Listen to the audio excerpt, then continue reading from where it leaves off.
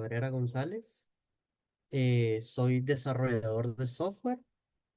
Actualmente me encuentro trabajando en Doctor Online. Eh, También estoy creando mi propio negocio, ¿verdad?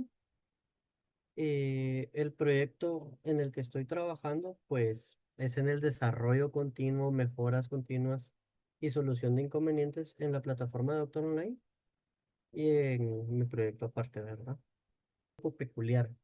No fue mi primera opción. Yo quería ser piloto aviador. Por ciertos motivos no podía estudiarlo. Y ahí fue donde conocí el colegio donde estudié, que se llama Quinal.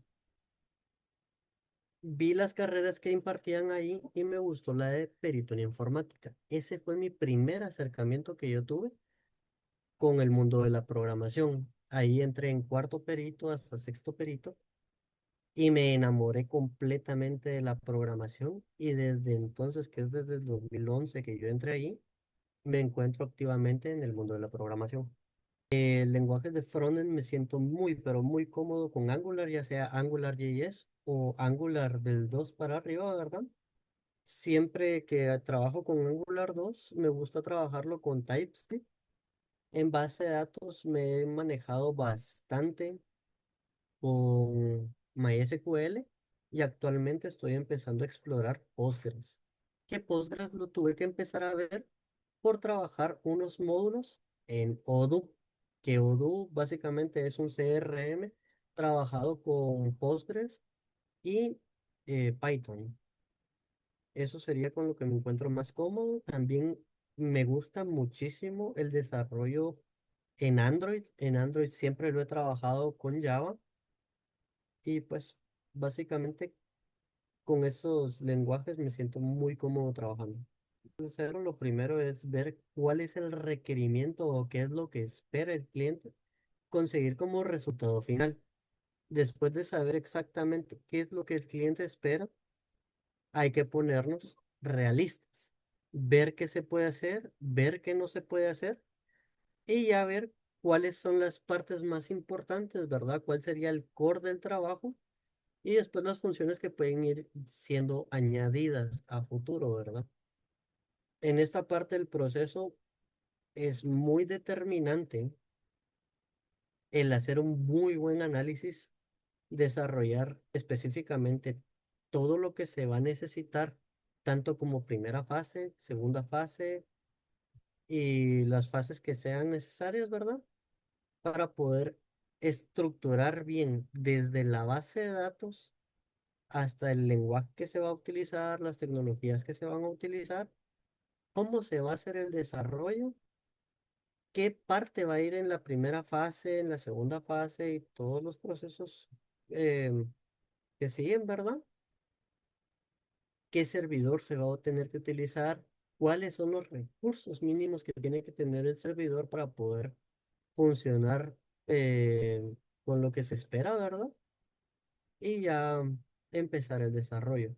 Siempre es bueno tener una comunicación continua con los clientes para que ellos, para tener un feedback de parte de ellos y ver que lo que uno está haciendo realmente sea lo que el cliente espera.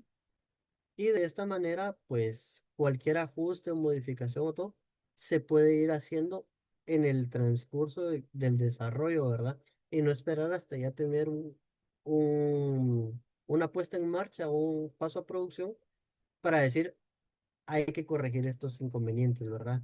Entonces, ese es más o menos el proceso que yo manejo desde la toma de requerimiento hasta la puesta en producción, ¿verdad? De entradita serían todas las herramientas de JetBrains.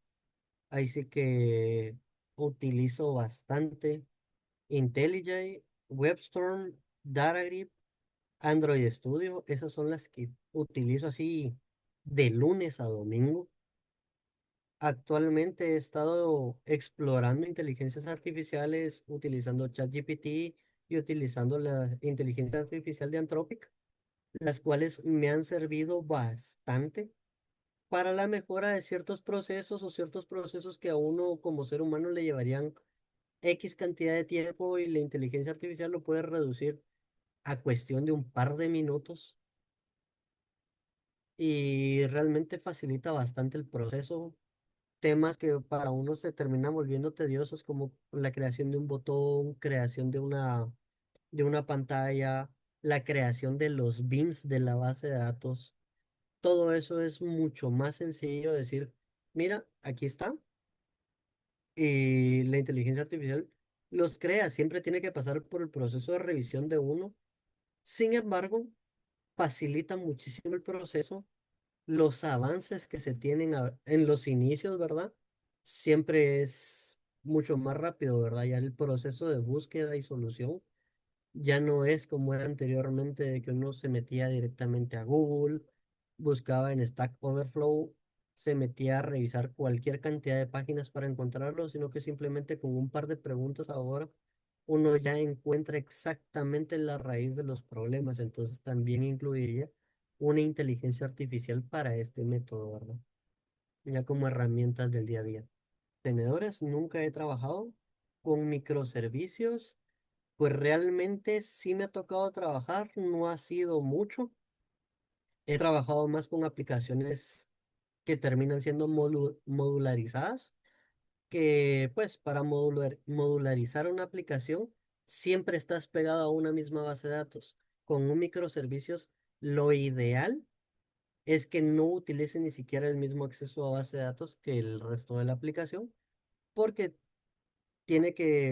podrías pegarlo a cualquier lugar sin necesidad de comprometer datos o compartir datos o accesos para los microservicios. Entonces, los microservicios, cuando los he trabajado, sí han sido para temas muy específicos y que se pueden reutilizar una cantidad de veces increíbles para prácticamente cualquier proyecto. En cambio, si es algo bastante específico, sería más una modularización del proyecto, ¿verdad? Para no tener un gran monolito gigante donde si algo sucede, se cae todo el sistema, ¿verdad? Entonces, pienso yo que hay que tomar bastante conciencia de en qué momento podemos nosotros crear un microservicio y cuándo simplemente modularizar, ¿verdad?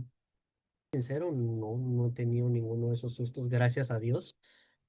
En su momento sí yo cometí un error que no puedo decir que fueron unas credenciales expuestas, pero por estar haciendo unas pruebas en producción, mandé unos mensajes que no debieron de llegar a ningún lado, simplemente era una prueba interna que se estaba haciendo.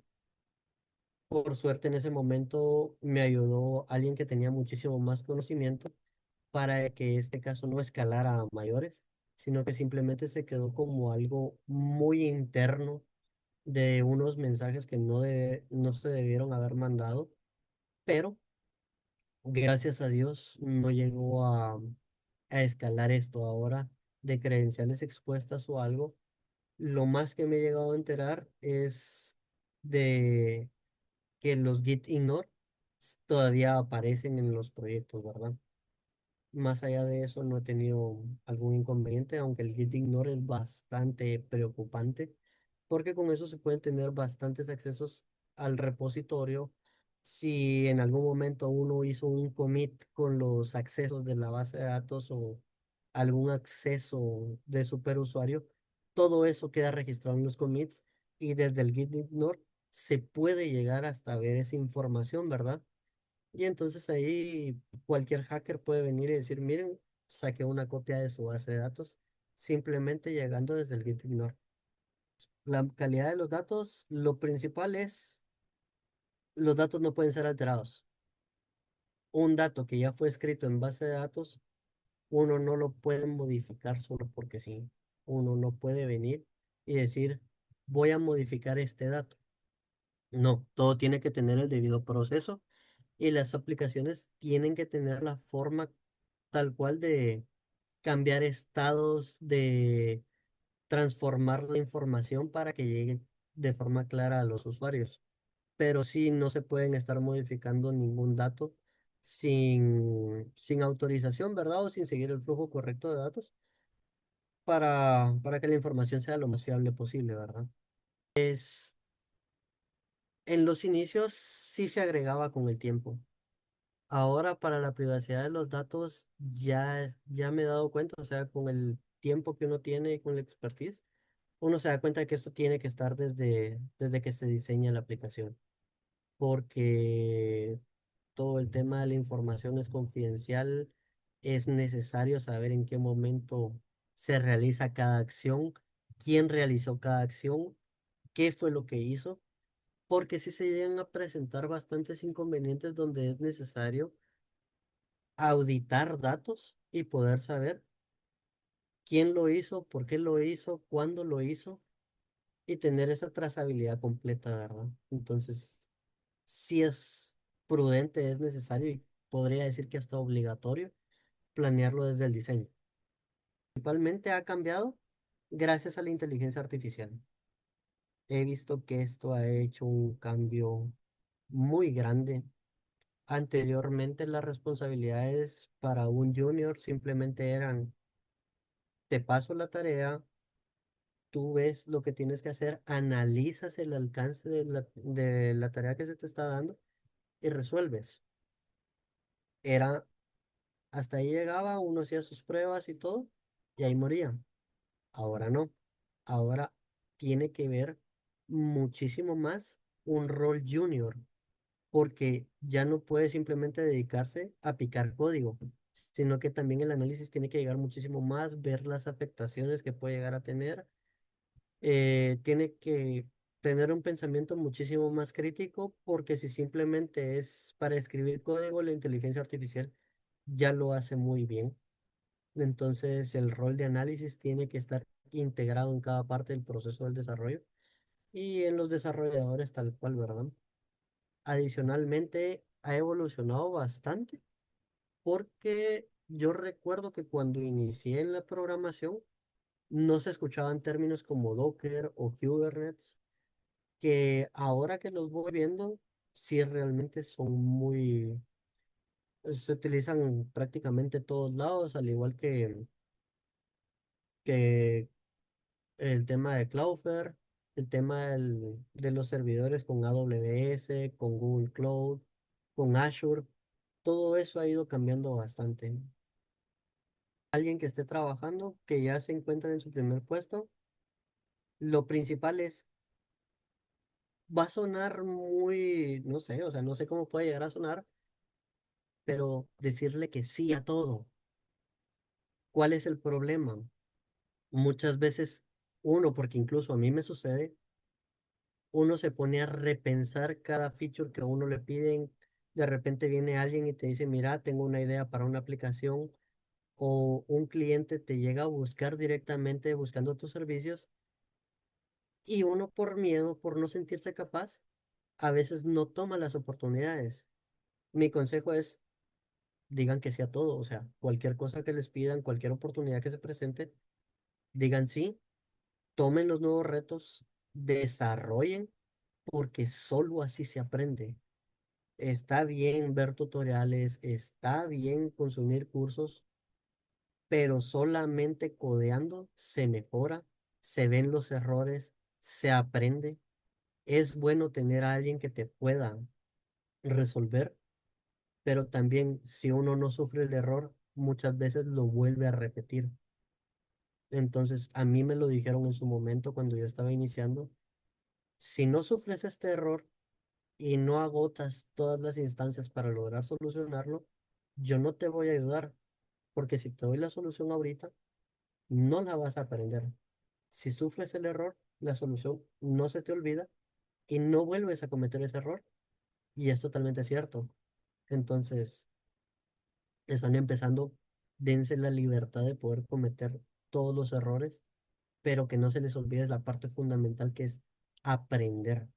Aprender de cada error, aprender de cada proceso, absorban toda la información y vayan forzando los límites cada vez más, porque decir que sí a todo realmente ayuda muchísimo a ver cuáles son las limitaciones que uno tiene en ese momento y uno mismo se va forzando y va logrando mejorar